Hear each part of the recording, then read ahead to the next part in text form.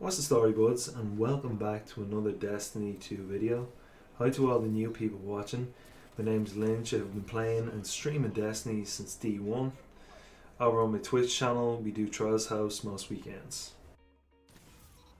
Today's video is going to cover some tips and tricks I use in Trials of Osiris and some common errors I see when helping unexperienced players.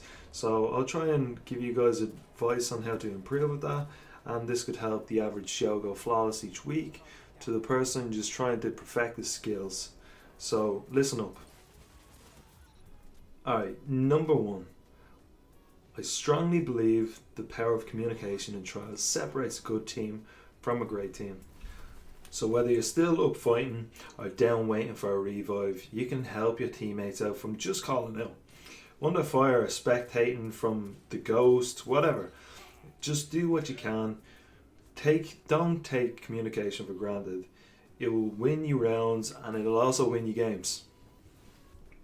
So, knowing your callouts on the maps are huge. There's no better way to learn your callouts than knowing your maps. There's a cool website called warmind.io. I'll link it below. Basically, it gives you an aerial view of the map with all the callouts. Learn them, look at it, whatever. They take 5 minutes of your time and you will literally be a better player from it. Now, because you're more aware about the callouts and the importance of callouts, you can now call out when dead, when you're alive, call out when you pop a super. This all helps to be an effective team player, so remember that. Comms up every time.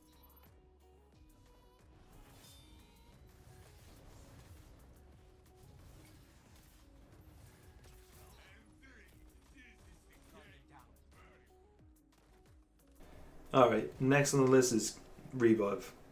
Getting the revive is so important in Trials, but what else is important is getting it successfully.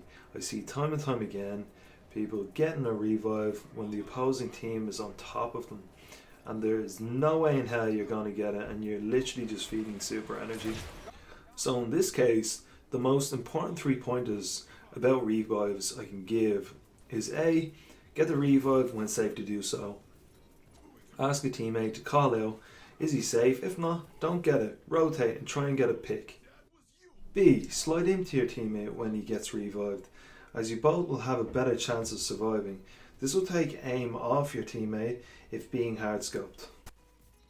Or C. Stand in front of your teammate after a revival, as there is a short period your teammate will be unable to move, and standing in front will stop the enemy from sniping or using the primary on them, so you take the aggro for them. Another area I think you can improve on is look at the opponent when getting the revive. Never turn your back on them. Make sure you have an easy mappable bind or a button configuration for a controller, so it makes it easy being able to get the revive while still primarying the opponent down. So as you can see in the next clip here you're about to see, I'll just give you a brief rundown on what happens. So we are getting aped on catwalk, okay, and I know that, I can see that on my radar, they're starting to push in, so I immediately jump away and I rotate around to get a better angle, but I see him on top of the res, so I literally straight line him from Narnia, and I'm looking with my primary getting the revive just in case. Now I'm pushing up, my teammate fully revived, and then we finish the kill. So if you can get the revive, get it, guys.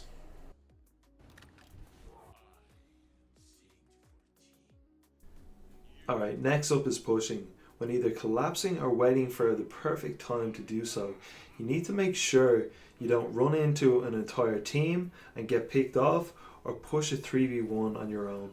The key thing here is you push together with your team.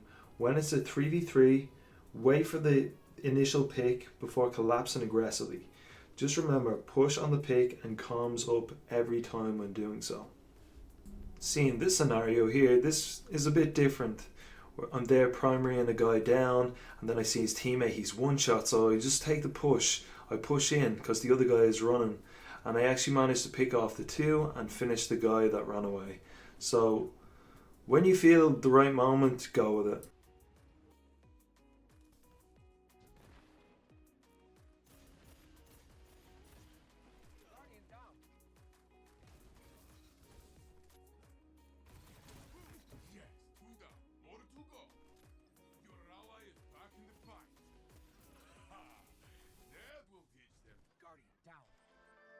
Alright guys, next one up is 1v3s.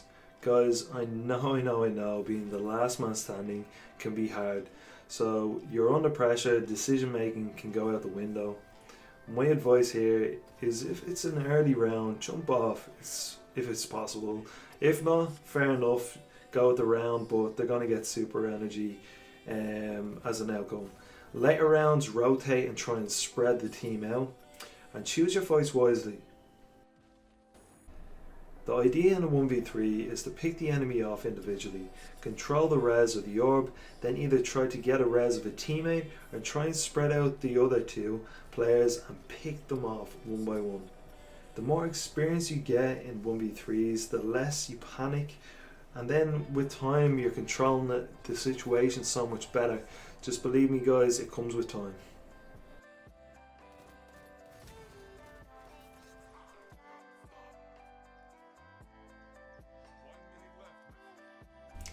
Alright guys, so you better understand how to cope with a 3v1. I'm going to do a little demonstration for you. In the next video you're going to actually see me go through a 3v1, and I'm going to show you guys my mindset and how I was thinking. So I know there's a special blade on my 6. I'm running out the caves, just trying to run away, playing my life right now. But I know there's a guy behind me too from my radar, so I instantly turn on him, get a nade off, and I win that primary exchange. And I know there's a guy behind me now, so I push away. So now I'm just playing my life. I'm just making sure that I recover fully, and I know he's up on catwalk now. So I'm going up onto catwalk, but he gets to revive. So I immediately say go to mid, but then I think again, I need to go back to the revive, hold it down. So I get a rift on the revive, and now I'm holding it down. Guy pushing up from diamond, but he doesn't fully go for it, you know, so he backs off, and we're just in this primary exchange. I see two of them there, but now I realise one could flank, so I immediately go back to mid, and there he is crouching, and I get lucky here, get the shotgun shot off on one. I am literally one shot now, and I'm up on table. So I know he's up on catwalk. There he is. I get a few shots onto him. Alright, I'm confident. I'm going to go for it now. Get my shotgun off. Get the round. Boom.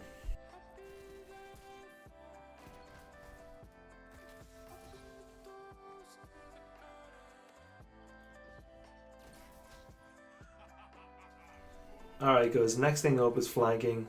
If you get a pick and you want to collapse from a different angle, or you got a team of crab walkers and spawn, I don't know. I'll show you guys an example of how to flank correctly, and to make sure you're in with the best shot to make that play successful.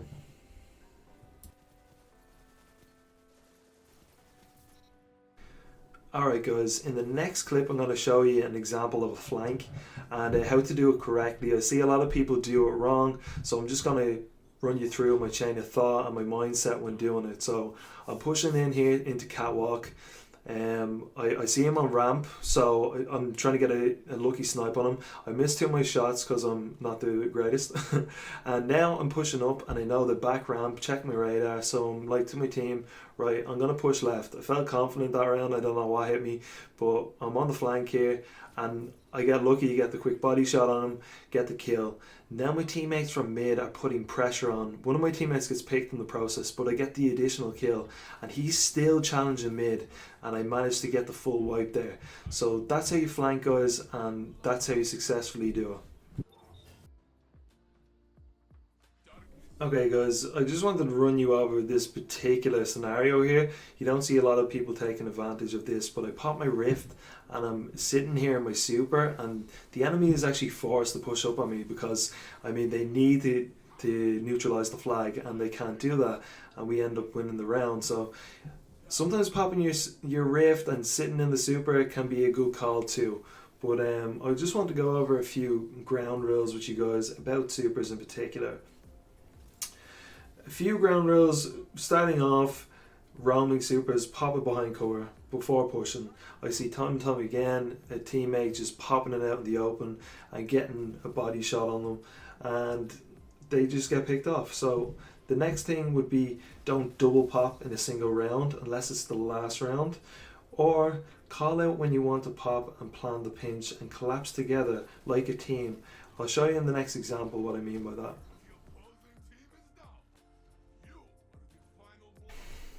Okay guys, 4-1 rounds. We're just about to get our supers. We want to finish this.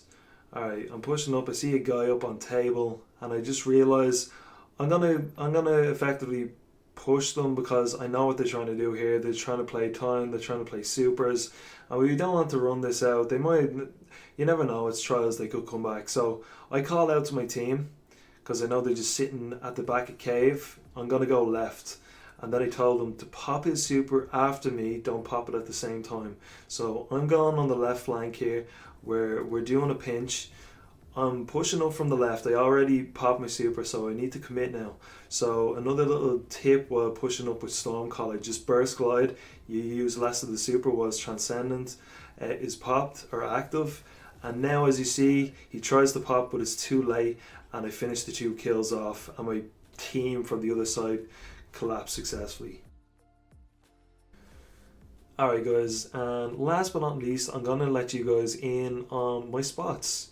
Spots I love on Widow's Court. I know it may not be Widow's Court this weekend with the TWAB, but we'll see what happens. You never know. So this is my first little head glitch I like to use, and basically this is an old D1 head glitch that I used to use. Now pushing up, this is an old D1 flank. You get a call out for church, right? This is a good vantage point for this broken building here. But pushing up the crows, you're after getting a call out, and they're at church. Most of the time if you crouch here, they won't see you from this side of the building. So I'd highly recommend this spot if you need to make a quick flank. Now I'm in a broken building now, or castle, whatever you want to call it, and then I'm looking down bottom stairs here. It gives you a good vantage point. Now I'm pushing into church to show you guys the angles I like to use if you get a call out for apartments. This is a great one. You look up upper floor apartments, lower floor apartments, and that is a really good spot. Most of the time they don't even see you coming. So I'm going to just show you like the main lanes here that you see usually as well, just on top of this head glitch as well. Point towards the bottom of the stairs, usually the good players will pop their heads out that way. Alright guys, so this is a little scenario I'm going to build up here to you guys. So get a call out for kiosk, and this is a great one. You rotate right, make sure you slide off radar, and then you get the quick pick here. Quick pick, he won't even see you, he'll be too busy hard scoping. So that is a great spot, and I'd highly recommend it. Now I'm just going to go through a few more spots with you now. This is the OG D1 head glitch right now. If you say head glitch, everyone knows this one. If you're looking from the opposite way where he's aiming now, that's the best point. Never challenge this current lane from crows. Never. It's one of the worst things you can do. And this is like the main lane. I try to stay out of this lane a lot personally. I'm not a fan. You can get picked very easily here. This is a great heavy scope in lane. I'd highly recommend. These are quite common lanes, and I mean I'm just going to go through everywhere I use as sniping lanes. As you can see here, this is a good head glitch as well behind plant pot. And now I'm going to push to the very back of spawn because there is actually an angle way back here you can get the top of stairs. So you can actually see them from back of stairs here if you have a look, and also from back in this section as well. It's way back, and you can actually further get it from way back here as well. So guys, there's a large amount of sniping lanes here to be used, and go check. This is the main lane from the opposite end, so use them all.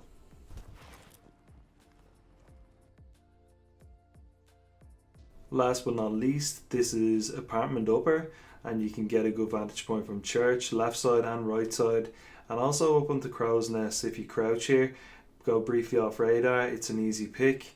And I'll show you 2 more spots up on the top of stairs near the kiosk, and that'll be it for all the spots in this video.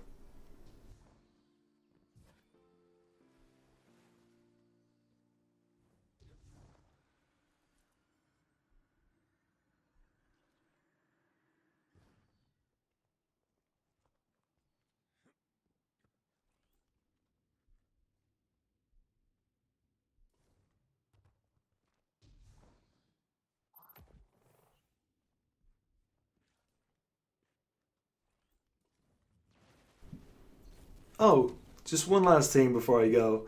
This is a clip from last weekend of me getting absolutely straight lined from a team of Anti-Sword's bottom 3 strikers. So I hope you enjoy this little 3v1. Have a good one, guys. I'm out.